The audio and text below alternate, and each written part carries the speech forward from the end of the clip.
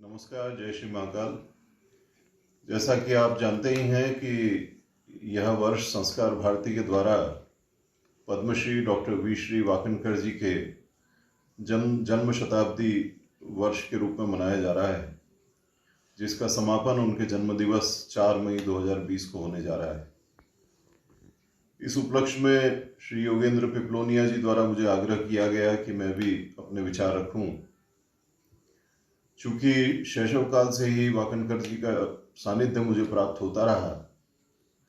मेरे नाना जी उनके परम मित्रों में से थे, स्वर्गीय दादा साहब दवे। मेरी बड़ी बहन डॉक्टर अल्पना भट्ट उनकी शिष्या रहीं और उनके आशीर्वाद से आज एक वो स्थापित कलाकार हैं और इनके कारण से मुझे भी उनका आशीर्वाद सदैव प्राप्त होता रहा। वाकनकर जी इतिहासविद थे। पुरातत्व की चर्चा उनके बिना संभव नहीं है। वे एक चित्रकार थे, संस्कार भारती के संस्थापकों में से एक थे और इन सब के परे एक संवेदनशील महामानव थे।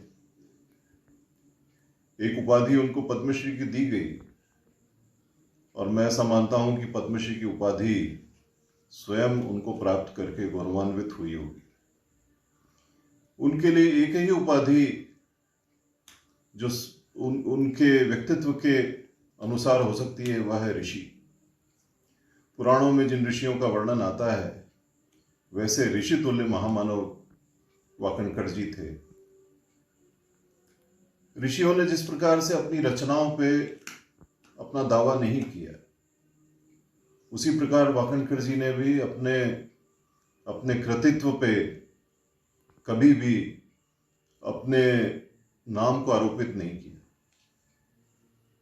अगर वो अपने नाम को आरोपित करते तो मालवांचल में कोई भी पुरातात्विक संपदा नहीं थी जिस पर वाकनकर जी का नाम लिखा नहीं होता। और केवल मालवांचल ही नहीं, पूरे देश भर में और अंतर्राष्ट्रीय स्तर पर उनका कार्य अत्यंत महत्वपूर्ण है। उनकी मन की इतनी सरलता थी कि प्रकृति उनके साथ संवाद करती थी और इस संवाद का ही परिणाम था कि वो भीमबेटका जैसी एक बड़ी खोज कर पाए, जिसके फलस्वरूप उनको 1975 में पद्मश्री दिया गया। मालवांचल का कोई गांव ऐसा नहीं है जहां वो साइकिल से या पैदल या किसी और संसाधन से न पहुंचे। एक सामान्य सा उदाहरण मैं आपको दूंगा। आगर जिले में एक बीजानगरी करके स्थान है। हरसिद्धि माता का बड़ा प्राचीन मंदिर है, पुरातात्विक महत्व का स्थान है। कुछ वर्षों पूर्व मेरा वहाँ जाना हुआ। वहाँ एक बुजुर्ग मानव बैठे थे, बाहर कुछ मूर्तियाँ जो है वो सहेज करके रखी हुई थी, खुले में थी। मैंने उनसे पूछा कि ये मूर्तियाँ यहाँ कैसे आईं? तो उन्होंने कहा कि मैं जब युवावस्था में था तब वाकनकर जी साइकिल से इस गांव में आए थे। वो यहाँ उज्जैन से करीब करीब 80 किलोमीटर है।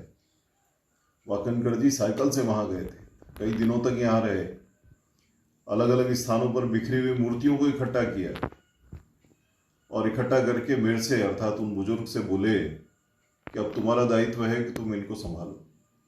बोले आज भी मैं वाकनकर जी को जो वचन दिया है उसको निभा रहा हूँ। बाद में अरुणा शर्मा जब शाजापुर की कलेक्टर बनी तब वाकनकर जी की प्रेरणा से उन्होंने थोड़ा बहुत वहाँ संरक्षण का कार्य कराया। तो ऐसे अनेक स्थान और अनेक प्रसंग हैं जिसमें वाकनकर जी की दृष्टि कार्य रूप में दिखाई पड़ती है।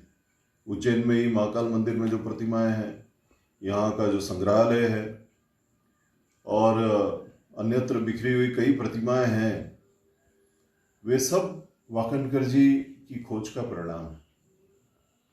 उनकी दो महत्वपूर्ण परिकल्पनाएं थी। एक डोंगला प्रकल्प जो कि आज अपना स्वरूप ले चुका है।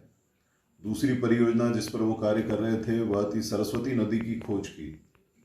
वह भी आने वाले समय में एक महत्वपूर्ण कार्य होगा। वाकनकर जी के साथ में एक अन्य महापुरुष जो उनके साथ सदैव इस कार्य में संलग्न रहे, उनका भी मैं स्मरण करना चाहूँगा। वे थे राष्ट्रीय स्वयंसेवक संघ के प्रचारक स्वर्गीय मोरोपंत जी पिंगले। मोरोपंत जी सदैव वाकनकर जी के साथ उनके कार्य में सहयोगी रहे और वाकनकर जी के जाने के बाद में भी उनकी सारी परिकल्पनाओं को साकार करने के लिए वो लगातार सक्रिय रहे, उज्जैन आते रहे। आयु और वृद्धावस्था के बाद में भी वो लगातार इस दिशा में काम करते रहे। तो इस अवसर पर उनका स्मरण करना भी मुझे उचित लगता है। संस्कार भारती का मैं आभारी हूँ कि उन्होंने वाकनकर जी को स्मरण करने का अवसर हमको प्रदान किया। योगेंद्र जी को भी मैं आभार प्रकट करता हूँ